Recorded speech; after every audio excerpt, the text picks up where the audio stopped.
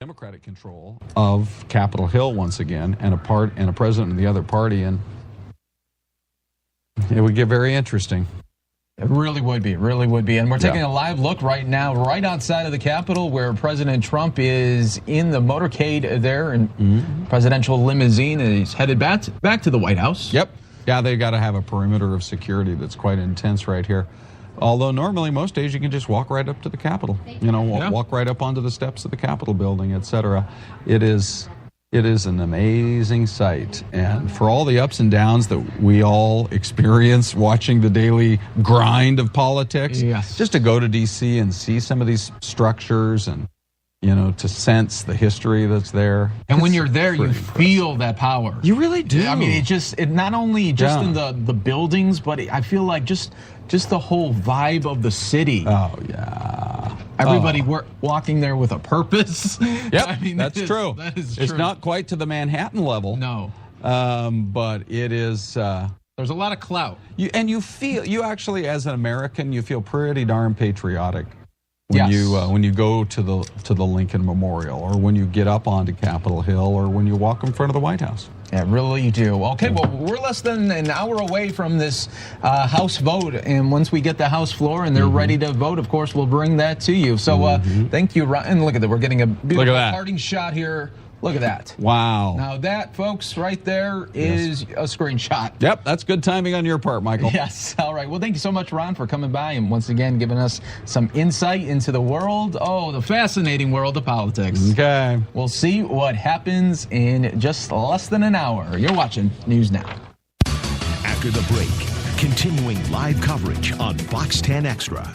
If you need to replace your home's windows or patio doors, this is the sale that homeowners wait all year for. It's Renewal by Anderson's Countdown to Black Friday window sale. The sale is going on now and ends on Black Friday. But until the 24th, you'll get our biggest dollar discount and the best financing of the year. Get $330 off every window and $900 off every patio door with no money down, no payments, and no interest for 2 whole years.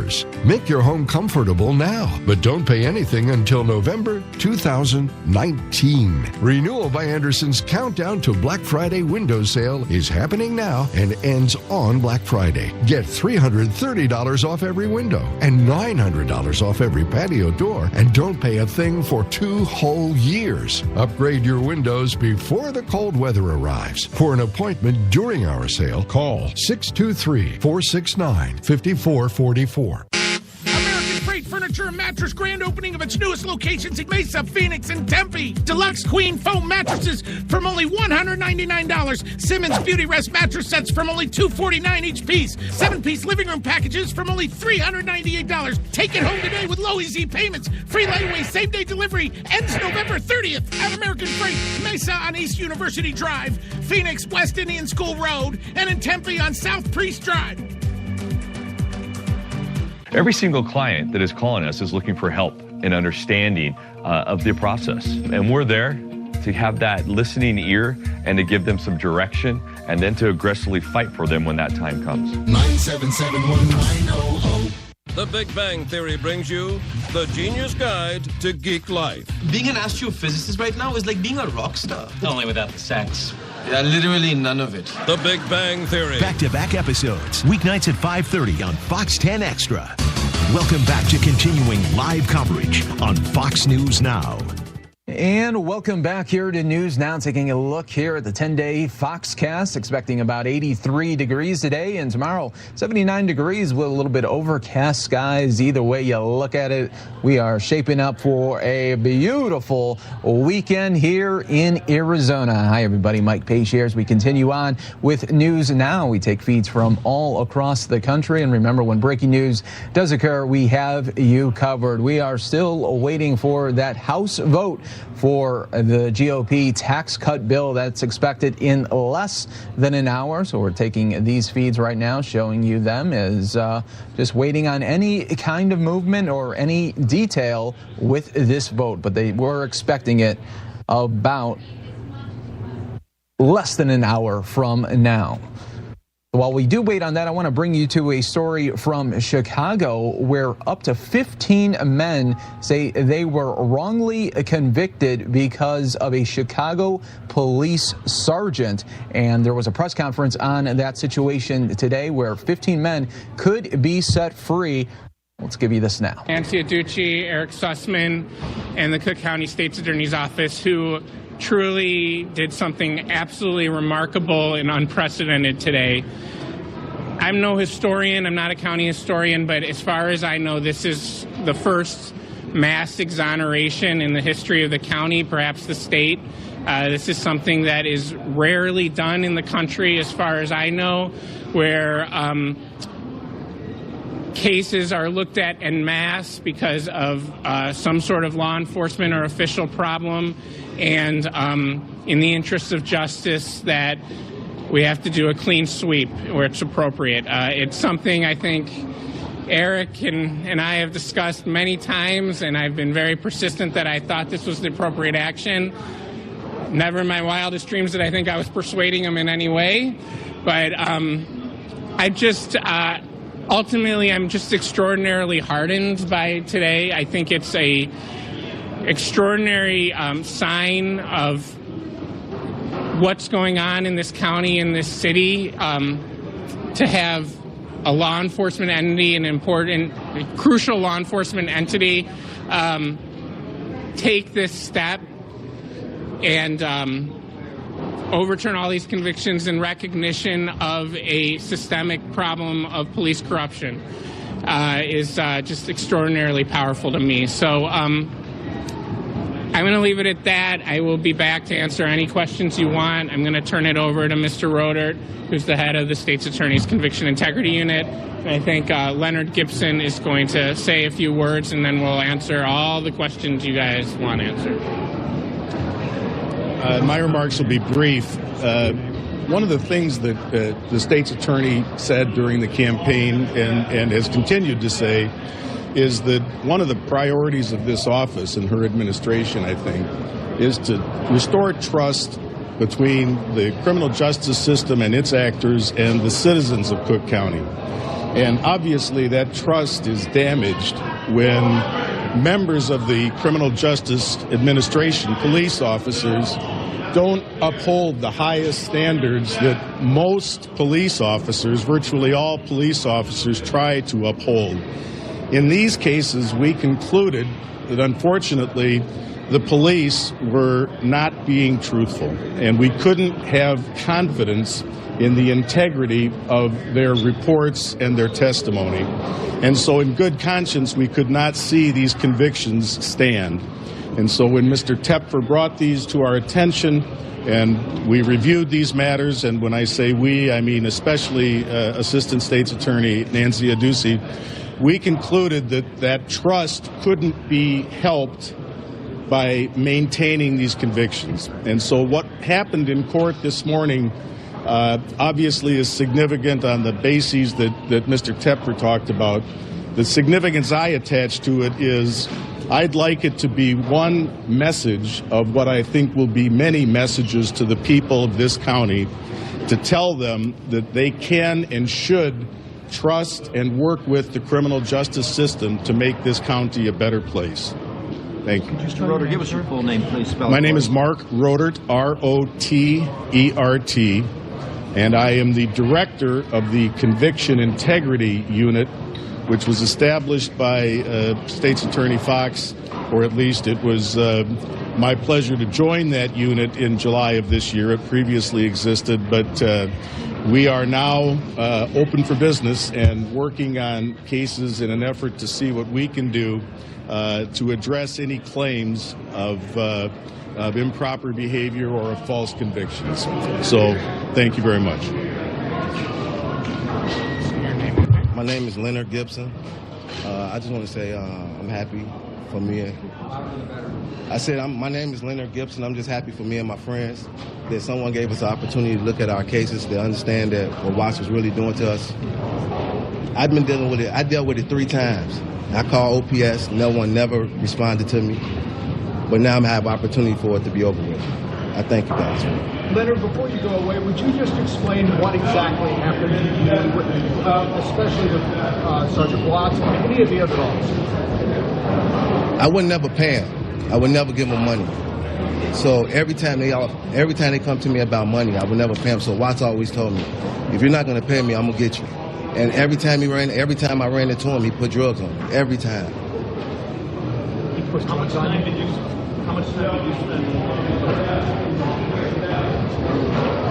From 2003 to 2005, from 2007 to 2008. Leonard, would you explain, was it common knowledge among you and your friends and your associates and your families down there in that neighborhood that this was going on? Yeah.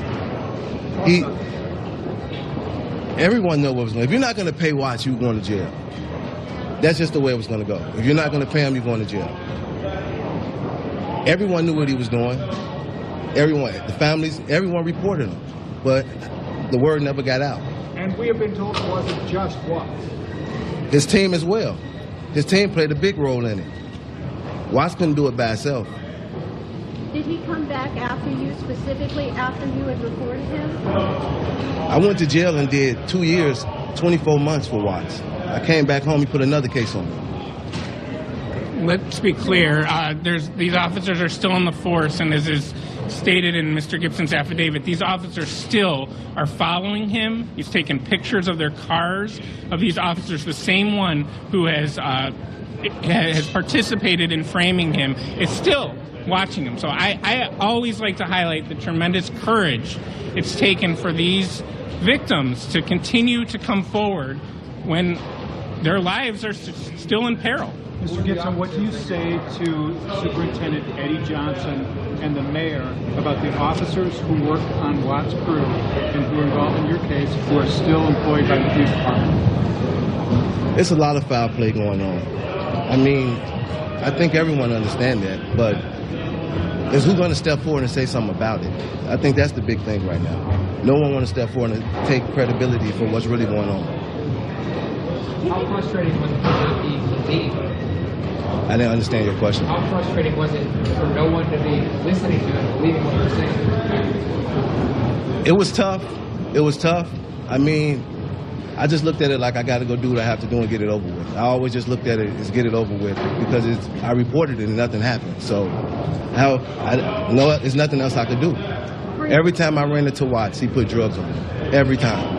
You've already served your time. What does this mean to you today to have your conviction vacated? You've already done the time. I feel like a baby, a brand new baby. I don't have a background now. There's nothing on my background. Ryan, were you surprised at this? Did you think this day would ever come? When I talked to my buddy Josh. Josh, would you just give us a little bit of, step back up, would you give us a little bit of the math here? How many more cases are in the hopper? And how many more cases do you think are out there? Do you understand the difference? I do. So we've, in the last couple of years, jointly with the State's Attorney's Office, not a single one has been contested. There's been 26 convictions overturned that have been connected to Sergeant Watts and his crew. I believe all of them are from 2003 to 2008, roughly, and I think all of them are drug convictions. It is, the math is, I believe it's, it would be 20 individuals who have had convictions overturned. We have worked with the State's Attorney's Office, and we have at least a raw number that from a time period leading into, I believe, from 2004 to 2012, where there was at least 1,000 arrests that Watts was at least somewhat involved with, Watts or Muhammad, and those resulted in roughly 500 convictions. It needs to be investigated and vetted about how many of those are appropriate to overturn, and we are very much in the process of doing that. One of the things that I hope I've shown the State's Attorney's Office and Judge Martin is that we carefully vet these cases before we bring them. I don't just take people's words for it who come to me, and I don't go out to them. They come to me. I'm a private lawyer. I don't try to find them. If they come to me, we investigate it, we vet it, we see if it's corroborated, and then we bring it to the attention of the proper authorities. How many members of Watt's team do you think are willing? All right, more news now. We'll continue taking a live look here of the Capitol. Coming up next, we've been hearing from weeks now about Republicans that favor this tax cut bill, but we're going to hear from some Republicans that oppose it. That's coming up next. Live coverage on Fox News Now continues right after this. On the next Modern Family, it's manscaping time for Mitch and Cam. Be hot. What? Wait there. No. Ow! See what everyone's buzzing about. Oh, my God. What? My face? Is it bad? Don't miss the next Modern Family. Tonight at 6:30 on Fox 10 Extra. Today is the day Kim Kardashian West is taking over our show. All day. We even get her secret beauty tips. Today at 2 on Fox 10 Extra. It's resourceful, elusive, shrewd. Cancer is smart. It pushes us. We push back. We even push each other to challenge conventional thinking, find smarter solutions. That's what makes us one of the leaders in precision cancer treatment, forging ahead with technology that wasn't available to cancer patients just a short time ago, like advanced genomic testing, a diagnostic tool that lets us see cancer at the molecular level, then helps us find different ways to target it, and immunotherapy, a treatment that actually makes your immune system smarter, trains it to attack the cancer in your body.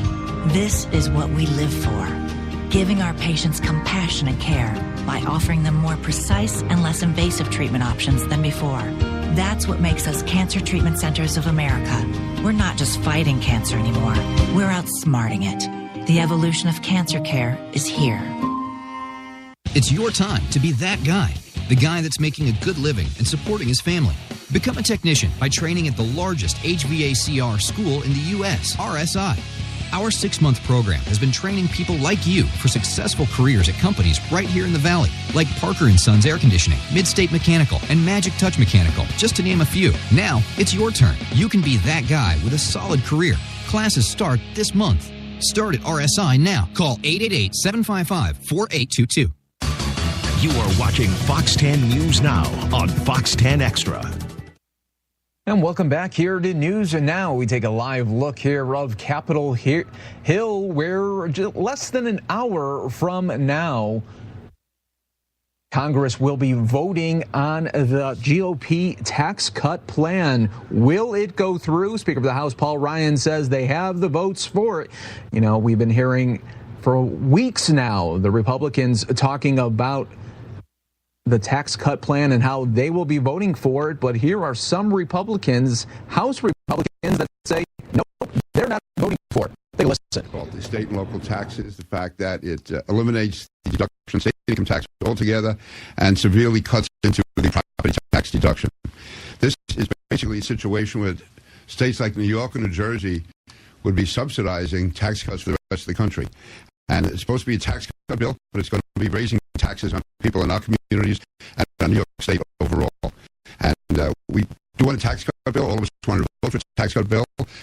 We believe that while it may pass the House today, there could be problems in the Senate. I think the process is far from over. So we're fighting as hard as we can to restore as much of the SALT deduction as possible. And I would just end on this before I turn over to my colleagues, is that New York is a donor state. And when I hear people say, such as the budget director, that somehow this is a problem for New York because of spending in New York, yeah, there is too much spending in New York. There's probably too much spending everywhere. But the reality is that's not why we have this major problem. It's because we donate $48 billion more to the federal government than we get back. We get 79 cents back on the dollar, unlike states like South Carolina that get $1.35 back on the dollar. So if we had more of a balance of payments equity, we wouldn't be in this position right now. So with that, let me just say we want a tax cut bill. We're going to work as this goes forward today. It doesn't end today. There's still a long way to go, and we're going to be fighting as hard as we can. And I guess in order to seniority, I'll turn to my colleague from Long Island. He's elderly. It's not my age then. Welcome. Good morning. And thank you for coming out. I to this bill in its current form. I would love to be able to pass tax cuts for all of my hardworking, middle-income constituents on Long Island. I would love for them to be able to save more of their paycheck, to be able to save more money for retirement, to be able to simplify our code and improve the business climate, create more good-paying jobs. These are goals that I share with so many of my colleagues all across the entire conference. I just have too many constituents who are going to see their taxes go up or not see the benefit of the tax relief. I view it as a geographic redistribution of wealth when you propose to eliminate SALT the way it's currently proposed. You're taking more money from a place like New York in order to pay for deeper tax cuts elsewhere. I'm a New Yorker. We're New Yorkers. I have a problem with that. If we're not fighting for our home state, if I'm not fighting for my home district, I can't expect some colleague in some other state somewhere else to do that for me. And I'm honored to be here to join my colleagues who are voting no, understanding that this is a process that is not done today. The Senate is likely going to be passing a bill that is different than what the House passed. The bill is going to have to go to conference. We may have some colleagues voting yes, looking for a change as this bill goes to conference. They're voting yes, expecting some kind of an improvement. I would love to get to yes on a final bill, but this bill isn't there yet. The proposal to cap property taxes at $10,000, that's definitely progress. But for me, it's just not enough progress. We have unique issues in places like New York, and it is our job to fight for our constituents, and that's why we are regretfully in a position right now where we have to vote no. But we're not apologizing for that. And our taxpayers back home, our constituents back home, know that we're fighting for them, knowing that this process is not up yet. We are going to do everything in our power to get this done before a final bill is passed to deliver tax relief for more than under the current plan. It is desperately needed. And to Pete's point about subsidizing, New York is a net contributor. If you look at overall tax policy, spending policy, we send more to Washington than we get back in return. And we're hearing from colleagues who might be from states that are on the other end of that formula, but they're not subsidizing New York. And I'll give you one example, and I see Tom Bruin is a local reporter from Newsday. I was discussing this with him a couple of days ago. In my district, in Brookhaven Town, I have 2,100 miles of roads. In my entire congressional district, I have 21 miles of interstate. We're paying into the Highway Trust Fund just like everyone else. But as we're passing an infrastructure bill, we're reauthorizing a 5-year highway bill in December of 2015. We're fighting for that next bill. We have been, as Americans, fighting not just for our district, but for our country to improve our infrastructure. And instead of being up here and going through all of the tax policy, all the spending policy, looking for every possible change to nitpick, you have to look at the overall policy. The fact is, New York is a net contributor, and I think that's a really important point that Pete brought up. At this point, I'd like to bring up Congressman Dan Donovan of Staten Island, who has been fighting very hard for his constituents on Staten Island. He is the lone Republican voice from the 5 boroughs of New York City, and a very important voice because without Dan being here, there wouldn't be a voice at all in the Republican conference from the 5 boroughs of New York City. So I thank Dan for his leadership on his unique New York City issues, and you're certainly fighting hard for your constituents. Dan. Thank you, Lynn. Thank you very much, and thank you all for coming and your interest in this. A lot of the numbers that you've seen over the last couple of days, the last 10 days, don't apply to New York.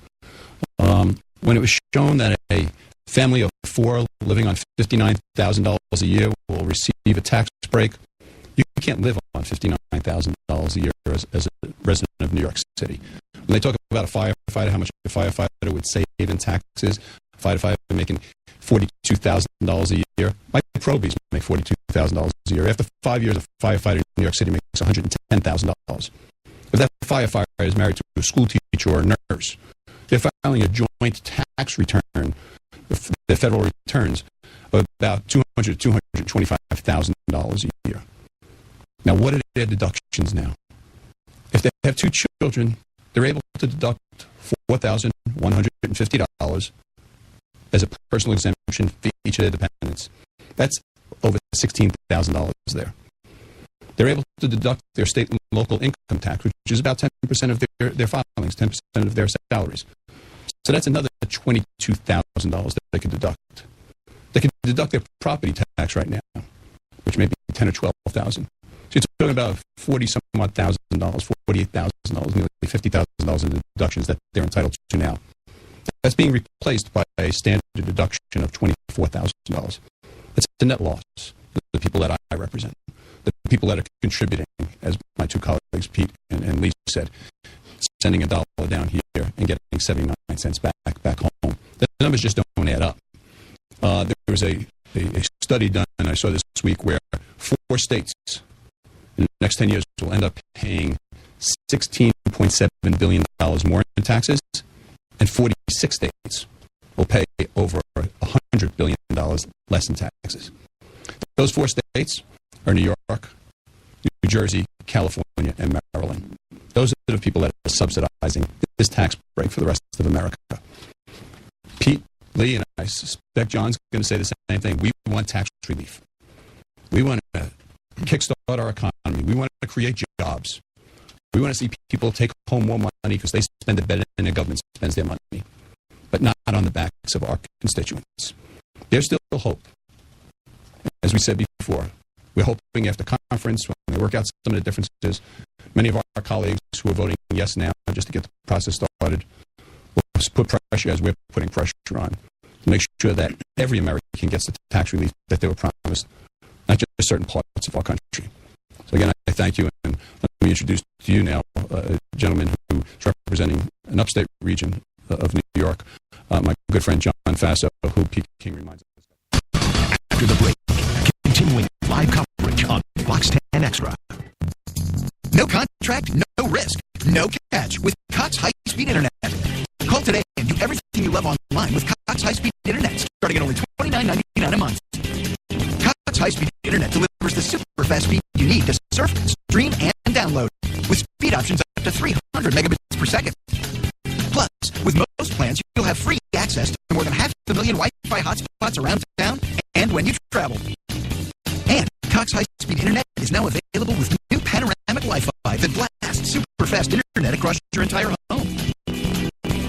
There's no contract, and it's all backed by our 30-day money-back guarantee, so it's absolutely risk-free with a guaranteed 2-hour appointment window. With Cox High-Speed Internet, get blazing speed at a great low price, starting at just $29.99 a month. And ask about wall-to-wall fast panoramic Wi-Fi, our best in-home Wi-Fi. Call today. Medicare open enrollment ends December 7th, so it's time to talk to Cigna, where our one priority is you. We want to help you choose a Medicare Advantage plan now that fits your needs. Cigna Plus You means our plans are designed around you, with an approach to healthcare led by your doctor. Call Cigna now to learn about your options and get a free guide. There's no obligation. Cigna puts you first, with plans that offer no monthly premiums, no primary doctor co-pays, prescription drug coverage, even dental and vision services. With a Medicare Advantage plan from Cigna, you'll enjoy one more advantage: a focus on preventive care designed to help you stay healthy. Open enrollment ends December 7th. Don't wait. Choose a partner that puts you first. Cigna. Call 1-800-331-1995. That's 1-800-331-1995. Cigna. Together, all the way. Welcome back to continuing live coverage on Fox News Now. And welcome back here to News Now. It is now 11 o'clock. We're taking a beautiful look of downtown Phoenix on this Thursday. Hi, everybody. Mike Page here. So we continue on with News Now. Our top story of the day. Glendale police need your help. They are looking for a suspect that they say assaulted a 12-year-old girl last month. They had a press conference earlier this morning. Let's show it to you, and hopefully somebody out there knows who this suspect is and can get him in custody. Sergeant Scott Wade from the Glendale Police Department. We're here this morning to talk about our need for the public's help. We recently began an investigation into a sexual assault, what I would consider a violent sexual assault of a 12-year-old female. This occurred on October 17th, 2017, around 7:30 p.m. in the area of 54th and Camelback, just on the north side of the road. We know that night, this young lady was walking back to her home, coming from a nearby business, when she was approached by the suspect. He's described as a 20 to 30-year-old black male, approximately 6 feet tall, thin build, with dreadlocks that you go just past the shoulders. He confronted her, and at which point he sexually assaulted her. Through great courage from her and her family, she immediately reported to law enforcement, and our detectives have been working tirelessly to try and apprehend the suspect. Again, with her courage, she was able to come up with a composite sketch and a very detailed description, outlining multiple tattoos, scars on the suspect, and we have a copy of that composite sketch, and that's what we're putting out to the public today. We're asking for your help to help bring this person into custody. We need to get him identified quickly, and we need to make sure that we do everything possible to help not only this victim and her family, but stopping potential future victims, because we don't want anybody to have to go through the same thing that this young lady went through. With that, we're proud to partner with Silent Witness, and we're glad to have them aboard to help offer a reward to anybody that has any information. And anybody that does, please contact us at 623-930-3000 or through Silent Witness. 480-WITNESS is probably the best way to remember it.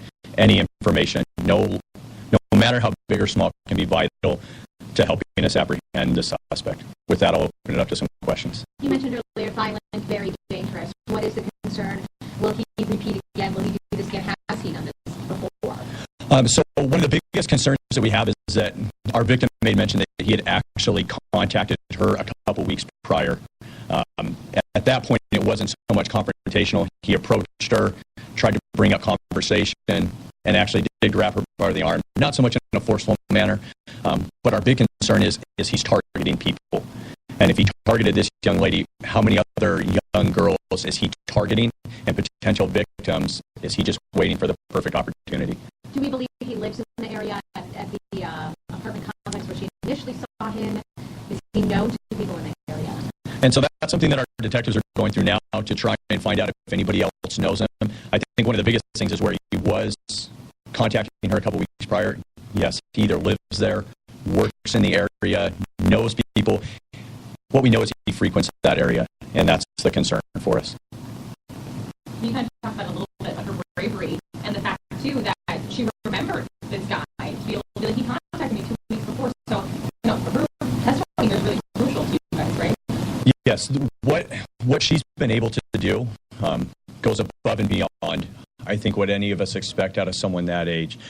Just listing some of the tattoos, a name on the neck starting with a C, a sleeve on the right arm, the tattoos on the legs of a lion and tiger. Those we don't get those type of descriptions normally, and especially someone from that age. Just shows an incredible amount of courage, and we owe her for the steps that she's taken. We owe it to her to finish the job and to bring her a little bit of that peace. Her life will never be the same, but if we can help heal, that's what we want to do. Any surveillance images that we can put out of this victim in that area that you guys have been able to connect?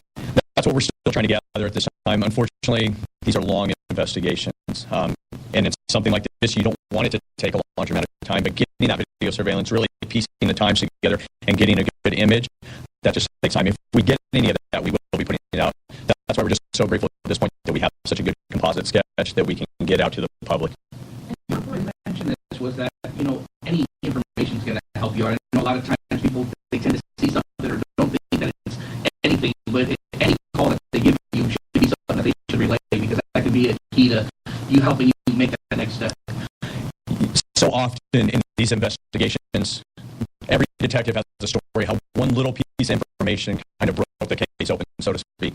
And it's no different. We would tell the public, even if it's just a hunch, even if you just had a feeling that you saw somebody or you saw somebody get into a certain car, that type of information can be crucial. So we would ask the public is don't dismiss anything. You get those hunches, those feelings for a reason, because you're a parent, because you've been a victim. You know when you feel it. And so we encourage them, if you have anything, to come forward either through us or silent witness. The victim also described some scars. Can you go into a little bit more detail about the scarring? So she gave a specific one, and I'm just checking my notes here to make sure I have it right. Right above the right eyebrow and just below the right eye, she mentioned a scar that kind of cut through the eyebrow and the lower eye. So you can, run with that as how he got that scar, but to have that kind of specific information is something that we definitely wanted to put out to the public, as well as a significant tattoo information. Can you describe or go into more detail about the area where this took place? So in the area, there's a lot of apartment complexes that kind of run just north of Camelback, but intermingled in there is a couple little business complexes. They're not any big, like large, like retail stores. They're the little small individualized business complexes, the mom and pop shops, so to speak. So it happened right in the back of one of those towards the apartment complex. So it really isn't, out in the open. I really think he was looking for the perfect opportunity, and it targeted a specific victim. And again, that just goes to the violent and serious nature of what else he could be doing.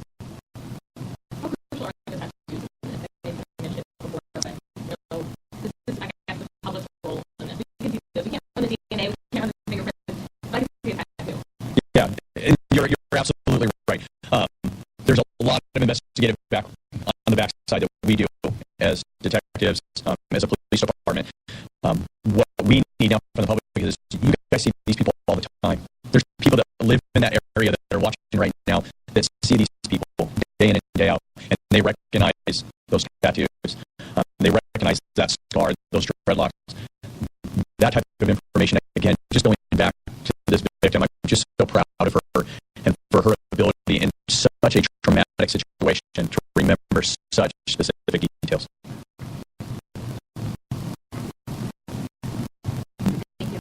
Thank you. I appreciate you guys all being here. Okay.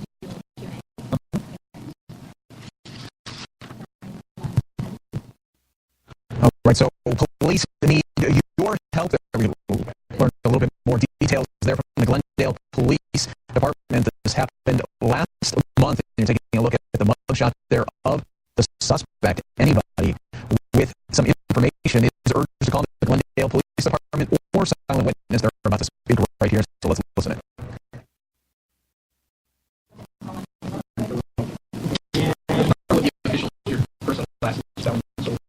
Jamie Rothschild, JAMIE-ROTHSCHILD, silent witness sergeant. A lot in these cases, the fact that Sergeant Wade was telling us that the victim was able to give some detailed information. A lot of times people are scared to talk to the police. That's where you guys come in. And this is a big deal. This is how you guys help out in cases like this. Yeah, so the reason that this program works is it serves every law enforcement agency in the county and the state. And it really is a partnership. So what happens is when we get information that another agency is working, we immediately partner up with them. We stand beside them, and we will work with them on getting the information from the community. Because the program guarantees the anonymity of the caller, and Sergeant Wade mentioned it, someone in the community has seen something that they didn't feel right in their gut, someone in an area has some sort of knowledge or hunch, but they think they have to solve the crime. We don't need that. We just need you to call with whatever that puzzle piece is, which probably fits into a much larger puzzle that you're not going to have information, but the detective does. Once you call in that information, you're going to be anonymous. We're going to give you a code. We're going to get that information to the detective, and if that information leads to the arrest, you're going to be eligible for money. We know not everyone calls for the money. They just feel it's the right thing to do. And sometimes they're worried about retaliation or being discovered. And if you're working through silent witness, that's not an issue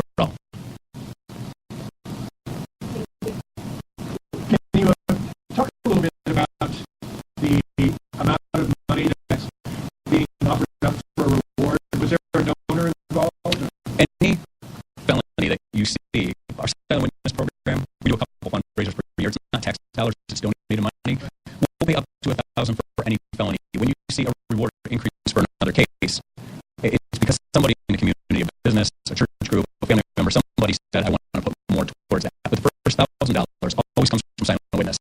And the reason that silent witness doesn't increase is we would never want to say to one family or one victim, one case is more important than the other. So we'll always do the first 1,000, and they may choose to increase. And in this case, that first 1,000 came from, or is coming from silent witness.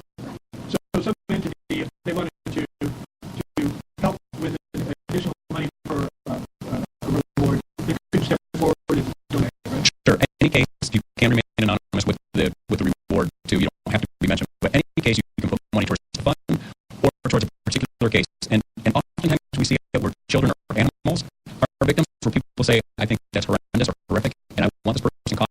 And if those people call us, we'll walk them through the process on how to do that. Thank you. Thank you.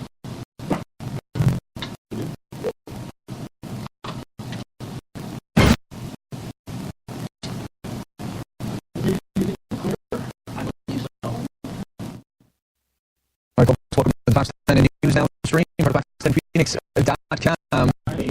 There is some breaking news that we want to bring to you right here.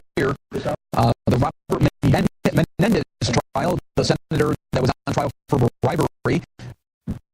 We do have now information here for you that it is now headed for a mistrial after the jury today said for a second time that it could not reach a verdict. This is breaking news that just happening within the last couple of moments. I'm seeing some tape playback there of the senator. They said, the jury said, we cannot reach a unanimous decision. The jury said in a note late this morning, nor are we willing to move away from our strong convictions.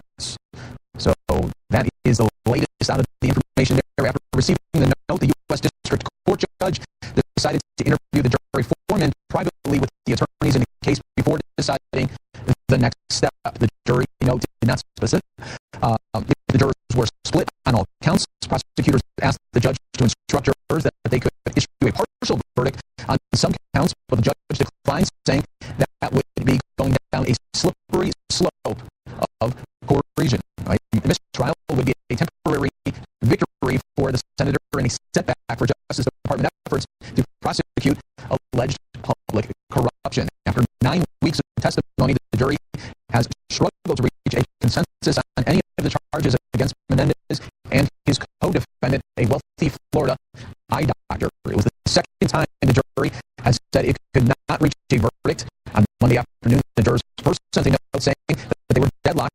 The judge sent them home early that day, telling them to come back fresh and try again. And now we are learning that this is now a mistrial. You guys are watching News Now with this breaking news alert. Coverage on Fox News Now continues right after this.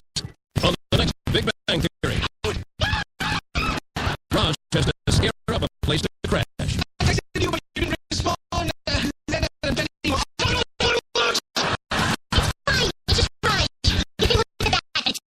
Next Big Bang. Today at 5:30 on Fox 10 Extra. Every crime has a story. Law and Order, Criminal Intent. Tonight at 8 on Fox 10 Extra.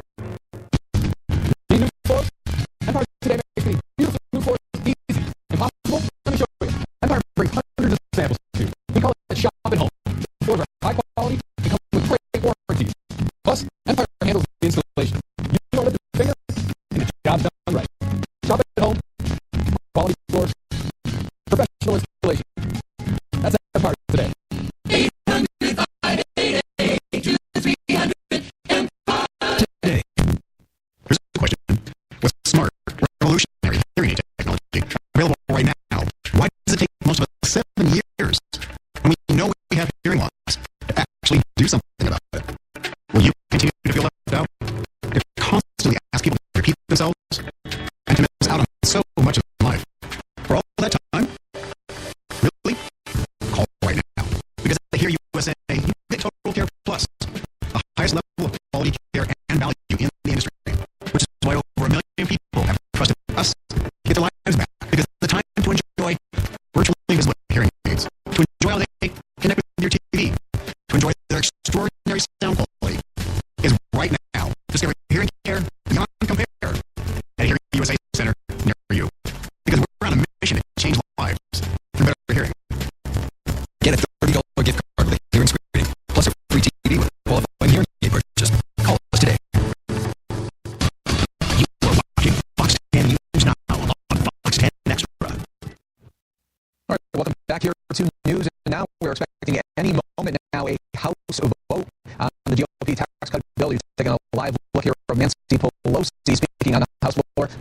Senate.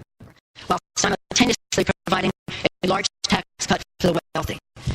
And the Senate is not going to make it better. They have already said they're raising taxes on those making under $75,000 and giving tax cuts to the wealthy. They've already said they're going to take affordable care away from 13 million Americans. I don't know how that's making it better. That might be something you applaud, but I certainly hope you would not vote for. With that, I yield back the balance of my time. The gentlelady yields back. The chair would remind all speakers to direct their comments to the chair and not in second person. The gentleman from Texas is now recognized. Mr. Speaker, no one man has plowed the field for tax reform for more years, more boldly, or more effectively than the gentleman from Wisconsin. I'm pleased and proud to yield 1 minute to the Speaker of the House, Mr. Ryan.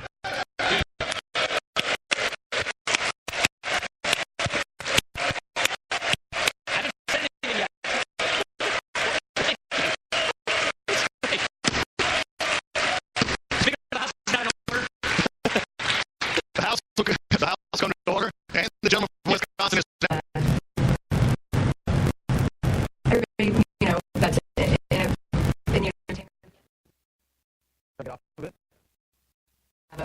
They have something that they like to put their time and their efforts into. Right. All right, folks, you're taking a live look here of the Senate floor right now as we continue on here with news now. Any moment now, we're expecting a House vote on the GOP tax cut bill plan. Speaker of the House, Paul Ryan, says they have the votes needed to pass this today. We will see if it can go through. And then right now, the thing that is up in the air really is the Senate side. The Senate Finance Committee continues to mark up that bill, and we'll see if they can go.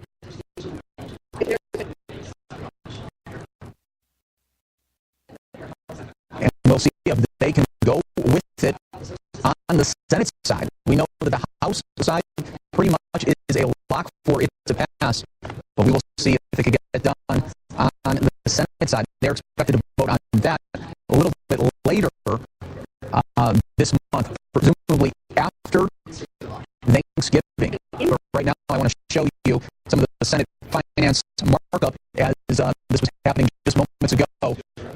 The Senate chambers here. But if you're a working family, the mom who just talked about, you won't benefit from that increase. But who benefits from that increase? They raise the cap on the income of the households that can benefit from the child tax credit 5 times higher. 5 times higher. $500,000. So the working mom who now, under this analysis, earning less than $30,000 may see a tax increase, may have more difficulty getting health insurance, but she's not going to benefit from this child tax credit any more than she does now, maybe a tiny bit because of the indexing. But the folks that will benefit is somebody making $500,000. So every piece of this bill, unfortunately, in the fine print goes back to the same thing. It is skewed to the wealthy and the well-connected, and it's trickle-down economics, which has never worked. Just ask the folks in the state of Kansas, where after the disaster they had there, a bipartisan group of Democrats and Republicans had to come back and repeal the whole thing because it was hurting families in their state. So thank you, Mr. Chair. Senator Warner, we understand yours next. Thank you, Mr. Chairman. I guess I just want to make 3 quick points. One, with all due respect, if we're assuming that individuals are not going to make rational economic choices in their own best interest in terms of receiving benefits that are available, I agree they're voluntary. I guess then I would say, should we also make those assumptions that businesses are going to not choose the expensing opportunities? The businesses are not going to choose immediately write off their R&D expenses. I mean, we get ourselves into a land of hypotheticals that I think are really don't get us there. And consequently, you guys from JST, you've got a hard job. You've got to assume rational behavior. I think a business would make a rational choice. We think an individual would make a rational choice. So I respectfully can't completely $1,182 tax cut. Disagree with some of my friends on the other side that people aren't going to act that way. And as has been made mention by other folks on this side, you can't argue people that there's not going to be this loss when you then use the dollars for other purposes of folks who make choices. There's presuming that people are not going to make rational choices to take their subsidies or other benefits from the government. I heard one of my colleagues make mention of putting out a hypothetical that said this individual with 3 children, and because I think our tax code under current and future proposals does try to take care of those. I guess I'd ask Mr. Barfold, using your numbers, if a young man in Dallas, Texas, a young struggling entrepreneur trying to get his business started in Dallas, and he makes $29,000 in 2027, I believe, based on your charts, he's going to see a 25.4% increase in his taxes from where they were at least in 2019. Is that not a correct assumption? We're looking at 2027. Yes, sir. I'm looking at page 5. Okay. So this young single entrepreneur who's trying to make a business, entrepreneur self, failed a few times. I've lived in that tax bracket, but based on the proposal of where he might be in 2018, 2019, if this bill goes through, and then what happens in 2027, is he not going to see a 25% increase in his taxes? It depends. 25% for a specific individual depends on the specifics of the. But I'm giving you not somebody with 3 kids, not a single mom.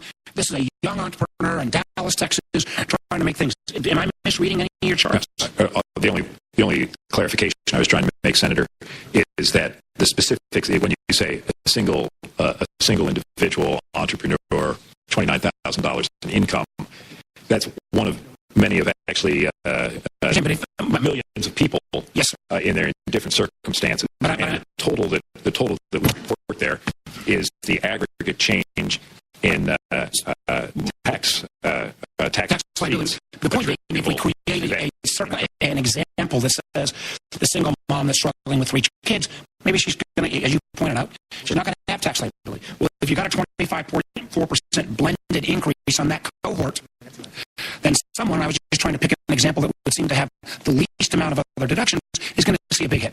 Okay, and this would reflect, just to maybe be more precise, what this reflects is in the chairman's modification. Yes, sir. There are the choice. There is the modified indexing, and so that means that the tax brackets, the values of the personal exemption, which would be back in effect under present law because of the sunset, that they are lower than they would be under present law. So All right, folks, we are now going to take you out to the House floor live. That's where Speaker of the House, Paul Ryan, talking about the tax cut bill proposal. Let's listen in. To the 1880s. It was the biggest company we had headquartered in Wisconsin. Not anymore, because Johnson Controls is an Irish company. And their Irish tax rate is 12.5%. This is happening all over the country. Companies, just to stay competitive, are becoming foreign companies. And when the headquarters of that company leaves your hometown, when the headquarters of that business and that employer leaves your state and goes to another country, there goes the United Way campaign. There goes the white-collar jobs. There goes the manufacturing. There goes the research and development. There goes America's competitiveness. What's worse is all these foreign companies are buying U.S. companies because it's cheaper because of taxes. So here's what we do. Instead of being the worst in the pack, we leapfrog ourselves by bringing that tax rate down to 20%. Because guess what? When you tax your businesses at much, much higher tax rates than our foreign competitors tax theirs, they win and we lose. We got to stop losing. We got to start winning. That's what this does. What's even more impressive about this is it lowers taxes for those small businesses, those mom and pops, even more. So we got to make sure that our businesses, the job creators of America, have every incentive to stay here, have every incentive to build here, have every incentive to hire here. And what's more, we're finding that by doing this, we're going to get faster economic growth. We're going to get more jobs. We're going to get higher wages, better take-home pay. Let me just break it down in simple numbers. Tax Foundation, they ran the numbers. Nonpartisan Tax Foundation said, with this bill, we'll get faster growth, about 3.5% faster economic growth. About 890,000 new jobs. They estimate that in New York State alone, 57,834 new jobs. Wisconsin, 17,999 new jobs. California, 101,422,000 new jobs. Texas, 74,037 new jobs. And you get these new jobs when you grow this economy. You pass this bill, you grow this economy.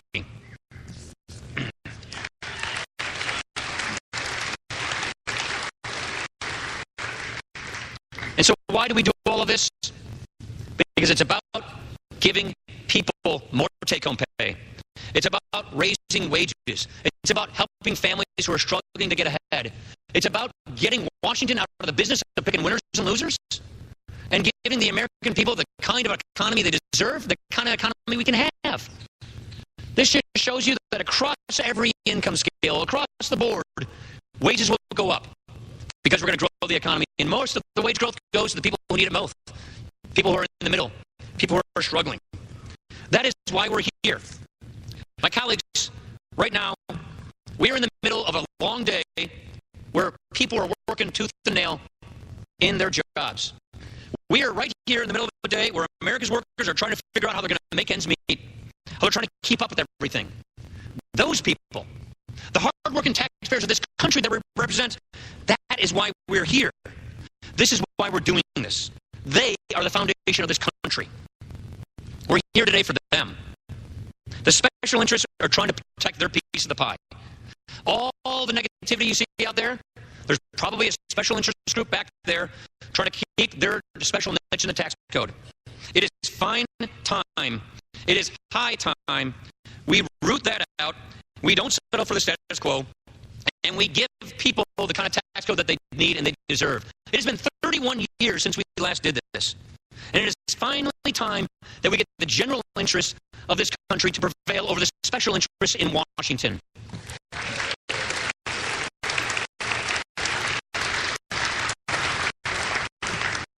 So we know that this brings more fairness. We know that this increases take-home pay and bigger paychecks. And we know that this grows the economy and creates more opportunities. Faster economic growth is not going to fix every problem America has. But faster economic growth is going to help us solve every problem America has. My colleagues, I ask you today to raise your gaze and do something bold. To see the forest through the trees. To think about the people we are here to actually represent. To think about the people who are struggling, who are going to go to bed tonight and probably not sleep because they're worried about what's going to happen tomorrow. That's what this is. This is one of the most historic and the biggest things that we will ever do.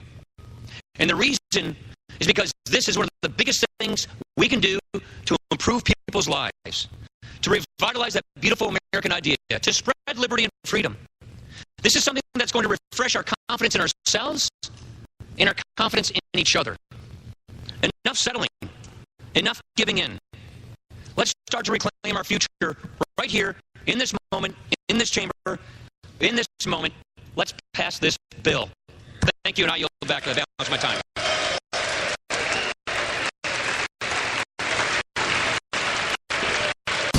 After the break, continuing live coverage on Fox 10 Extra.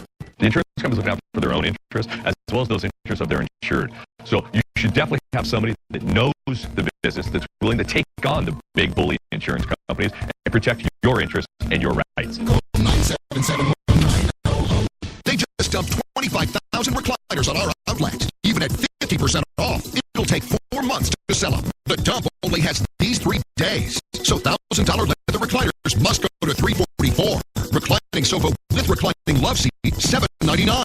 Power sofas, $575. Power reclining sectionals in top grain leather, $2388. We'll get rid of 25,000 recliners Recliners by Sunday night at 70% off the prices. To the dump, to the dump, to the dump, dump, dump. This football season, tackle some major cash on game days at Desert Diamond West Valley Casino. Now through December 10th. Win 30 seconds inside the big red money machine to grab up to $1,500 cash. Score during hourly drawings from 6 p.m. to 8 p.m. November 26th and December 3rd and 10th. Kick off your next big win at Desert Diamond West Valley Casino, where jackpots hit close to home. See the Reward Center for details. An enterprise of Athona Automation. Here's the Fox 10 Spotlight Partner of the Day. Dolphin Terrace, an experience, a destination unlike any other. Visit dolphinterraceaz.com. For more, visit fox10phoenix.com. Here's how Zane's Law helped Brian. Brian was leaving church on his motorcycle when a careless driver crashed into him. He suffered major fractures and severe injuries all over his body. Zane's Law knew his medical bills would be staggering. So we fought and got Brian $1.1 million. That's serious money, and Brian deserved every penny. That's the power of Zane's Law. Zane's Law, 999-9999. Welcome back to continuing live coverage on Fox News Now. And welcome back here to News and Now, taking a live look at the House floor. The House is now voting on this GOP tax plan vote. The Republicans need 217 votes to clear the House, and you can see right there, they are at 125 right now, with 4 nays from the Republicans, and still yet to be a Democratic vote right now from the Democrats. We will continue to see how this goes. I'll put this in the corner of the screen while we listen to Nancy Pelosi, but Republicans need 217 votes to pass the House. We'll see if they can get it done. Speaker of the House, Paul Ryan, just wrapped up his speech, and he says they have the votes needed. To 0. In a few minutes, House Republicans will have to decide whether they will chain themselves to this poisonous middle-class tax hike that is dead on arrival in the Senate. The American people are watching, and the American people will hold Republicans accountable for their decisions, for this tax scam. For days, Speaker Ryan and Senator McConnell told the American people that the Republicans proposed a tax cut for everyone. Oh, really? Oh, really? Tell that to the families of a family member with Alzheimer's or a family with a child with disability.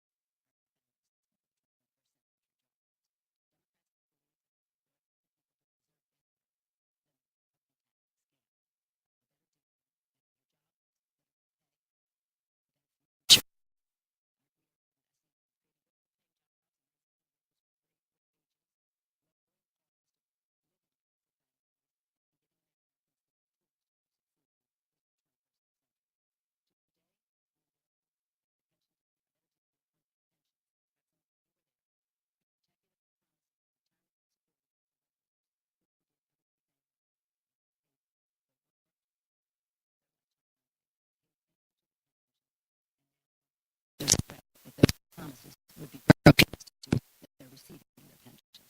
As we head into Thanksgiving, as families come together in gratitude and prayerfulness, the Congress of the United States should not be pillaging.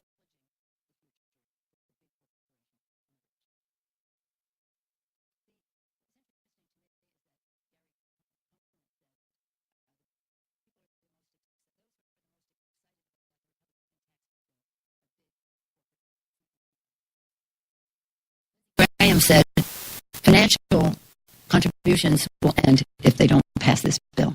Chris Collins said the donors said to him, don't call us.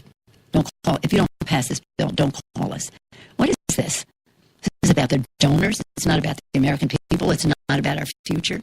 It's a terrible bill, and I'll have more to say about it on the floor of the House, but I just wanted to share some thoughts with you on it. Any questions? Yes, sir. On DACA. Yes, sir. We've seen comments both from President Trump and Speaker Ryan that they don't want to do it as part of a year spending bill, suggesting that they'd like to push it into next year. You have said that that's kind of a non-starter with the Democrats. How do you see this playing out? Is there 13 legislative days left? You don't really have time for a standalone bill. So how does this work? Well, that's it. We're saying show us the bill. We have been waiting. We visited in October, early in October, Speaker about how we could work together on this, and they were going to be coming back with what they wanted in terms of border securities. We're still waiting for that. But let me just say this: one of the rumors, it's not true, but it's true that it's a rumor that's floating around here, is that the president is not signing the bill. That's just not true. So.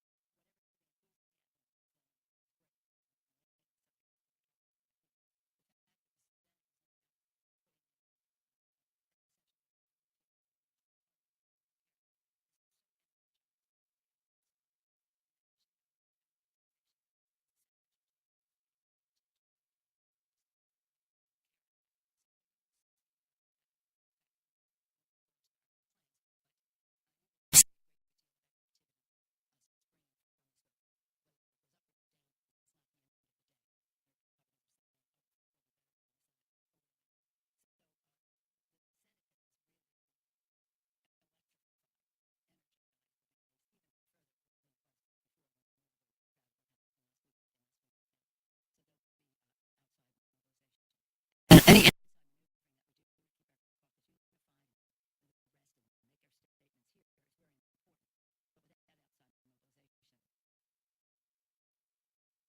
Lincoln, public sentiment is everything.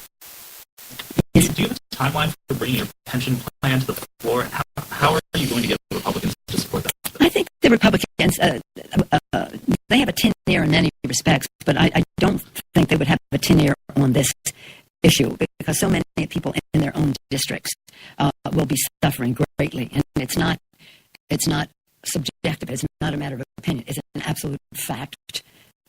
Undeniable.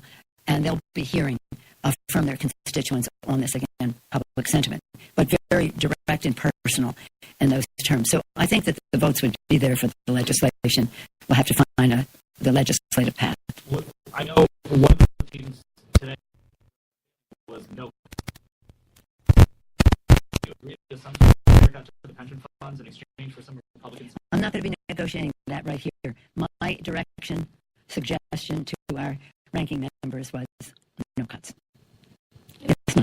Following up on Mike's question earlier, Speaker Ryan has said he doesn't want to couple DACA with the urine spending bill. You have said Democrats are not going to leave here without a DACA deal in December. Who do you think relents, and how does this end up playing out? Who has the leverage here? Again, it's not a negotiation right here in this room, but we have made our statements on the subject. And it is it's kicking the can to next year is just to say we're not doing this. That's how we see that. And we believe, I completely believe that we have the votes within our caucus for sure. It would be a big vote for the Dreamers if he would only give us a vote. So if he wants to take it up as this freestanding or whatever vehicle is leading the station, we'll make some judgments as we go along. Okay? Yes, ma'am. Can you give us an update on efforts to reach a new fiscal 2018 spending level? I heard from some Republican appropriators that there will not be dollar for dollar parity increases in defense and non-defense discretionary spending. Is that what's going on in negotiations? Well, we have said we want parity, and conversations have been proceeding. We thought we were going to have a meeting today of the principals, but I don't think the Republicans are ready for that meeting, so that was canceled. But the staff has been working very hard to make sure everybody understands everybody in the subject. We want parity. We're not talking about a particular number, but whatever it is, it will be parity. That's where we are. Yes, sir. Madam number of Democrats presented the articles of impeachment yesterday. Yeah. Can you comment on that? On their presenting the articles of impeachment? Yeah.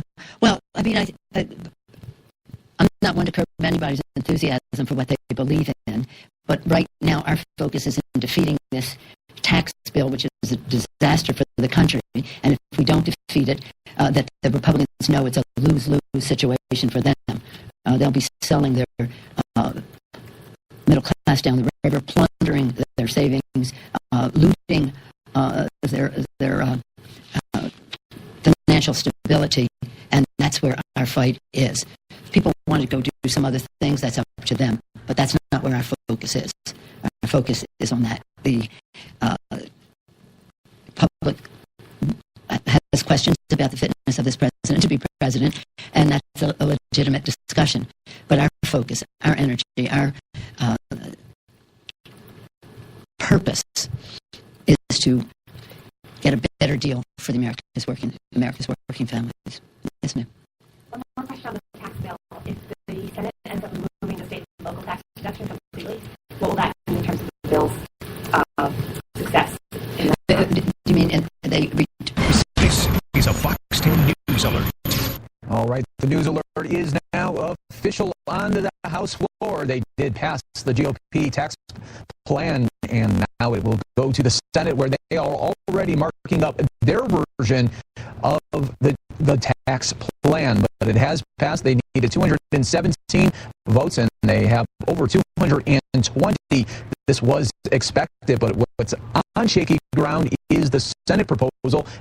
We did learn this week that they do want to remove the mandate there on the Obamacare health care. That is on the Senate side. That was not contained on the House version. So we'll see if it is able to pass out of the Senate. But right now, the breaking news alert, House just passing the GOP tax plan. You can see there, it's still voting right now, but 225 votes, it looks like, to a 185 at this moment. 11 still have not voted. You're watching News Now. We'll be back in just a bit. Live coverage on Fox News Now continues right after this.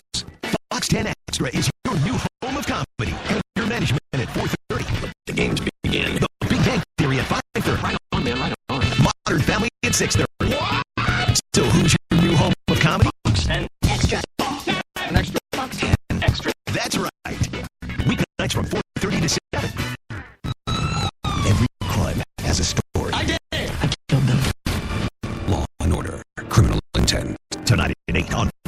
Extra. If you need to replace your home's windows or patio doors, this is the sale that homeowners wait all year for. It's Renewal by Anderson's Countdown to Black Friday window sale. The sale is going on now and ends on Black Friday. But until the 24th, you'll get our biggest dollar discount and the best financing of the year. Get $330 off every window and $900 off every patio door with no money down, no payments, and no interest for 2 whole years. Make your home comfortable now, but don't pay anything until November 2019. Renewal by Anderson's Countdown to Black Friday window sale is happening now and ends on Black Friday. Get $330 off every window and $900 off every patio door, and don't pay a thing for 2 whole years. Upgrade your windows before the cold weather arrives. For an appointment during our sale, call 623-469-5444. It's your time to be that guy, the guy that's making a good living and supporting his family. Become a technician by training at the largest HVACR school in the U.S., RSI. Our 6-month program has been training people like you for successful careers at companies right here in the Valley, like Parker & Sons Air Conditioning, Mid-State Mechanical, and Magic Touch Mechanical, just to name a few. Now, it's your turn. You can be that guy with a solid career. Classes start this month. Start at RSI now. Call 888-755-4822. You are watching Fox 10 News Now on Fox 10 Extra.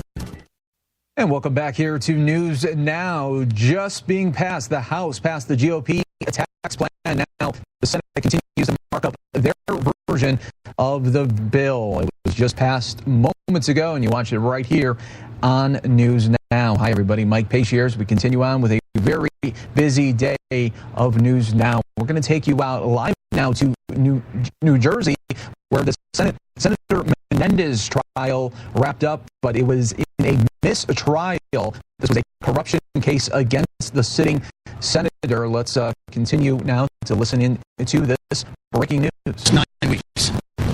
This jury could not, would not, and did not return a verdict that validated any of the government's charges. And at the end of the day, the fundamental reason for that is that this is what happens when you put a real 25-year friendship on trial.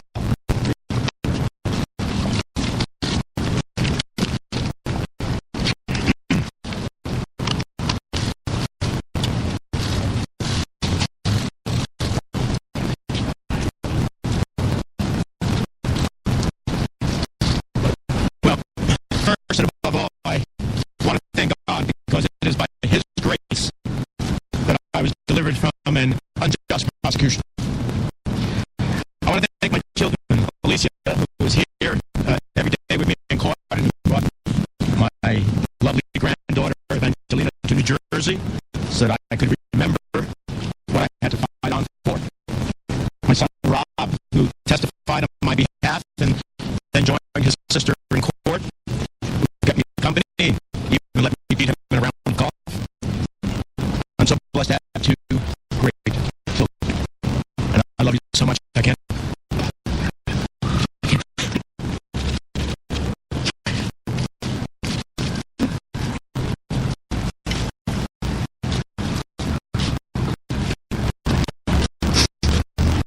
I can't truly thank you. I want to thank my sister Carol and her husband Pete. Their presence in the Bible passages my sister would send me every morning were an incredible strength for me. I want to thank the Melvin family, Flora, Melissa, Jesus, for their constant friendship and their faith in our innocence. And I wish my dear friend Sal success in his continuing search for justice. I want to thank my defense team, as well as Dr. Malkin's attorneys, Abby Law, the nation's premier defense attorney, who methodically tore apart the government's case. His partner, Jenny Kramer, former prosecutor turned advocate for justice. Ray Brown, whose insights were invaluable, and his associates, Greg Hilster and Justin Koldenschlag, who gave their total commitment to our cause. And to Dr. Melkin's defense team, Kirk Rogowski, Faraz Hussein, John Cogan, and Sam Stern for their invaluable roles. I want to thank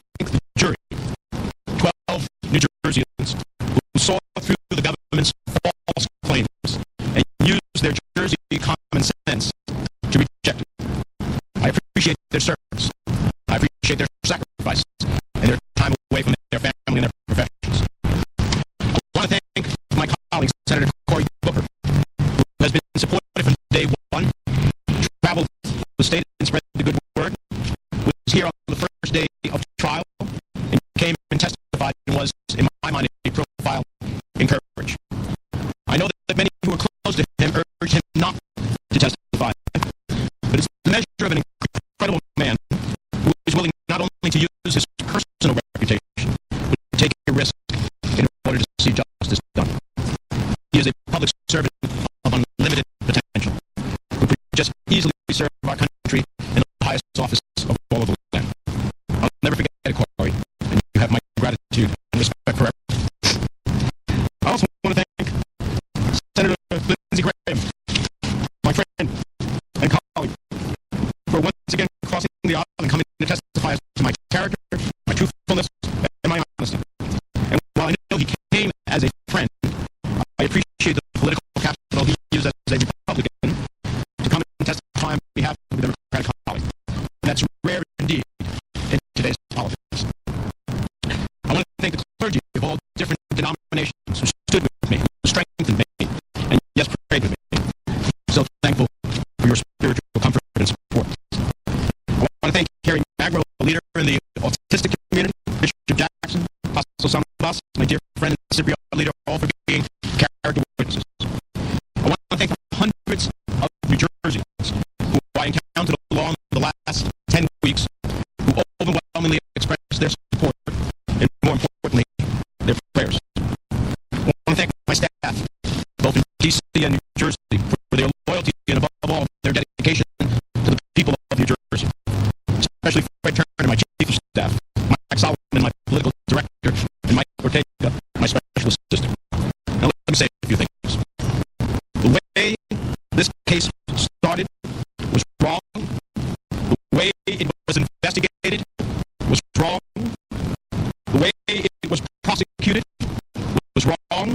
And the way it was tried was wrong as well.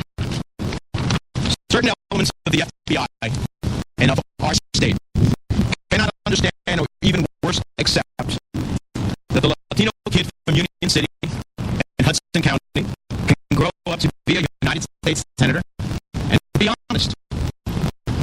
I can't even begin to tell you how many people have come to tell me that the FBI went to them and asked them, what can you give us on Menendez? That is not what the FBI and the Department of Justice is supposed to be doing. And they're not supposed to be leaking to the press during the early stages of their investigation, which violated my rights to a fair process. I've made my share of mistakes, but my mistakes were never a crime. I've learned through this process a lot about our system of justice. It is truly a system of justice you can afford. I understand why so many Americans feel that justice is elusive. But for supporters from across the country who believed in me, who knew who I am and what I stand for, I could never have afforded the millions of dollars this case has cost. So my gratitude to all those New Jerseyans and Americans from across the country who believed in me. All right, folks, that's going to do it for us here on the News Now. A lot happening today. The House passing that GOP tax cut plan, now heading on over to the Senate. We'll see you again tomorrow right here on the News Now. I'm Mike Page. Have a great afternoon. To keep watching live coverage of Fox News Now, go to fox10phoenix.com or youtube.com/fox10phoenix. If you have been injured in a motor vehicle collision and it was not your fault, call Pearson Johnson today. We will find you a doctor who will wait for payment. We don't get paid unless we win. Our fee is not 33 1/3% or 30%. It is just 25%. Injured in a motor vehicle collision, call today.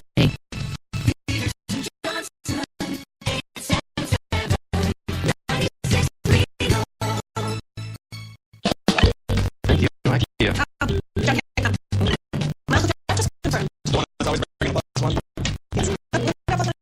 What's your dream? At IKEA, we help you live it. Make your dream yours. With smart, revolutionary hearing aid technology available right now, the time to enjoy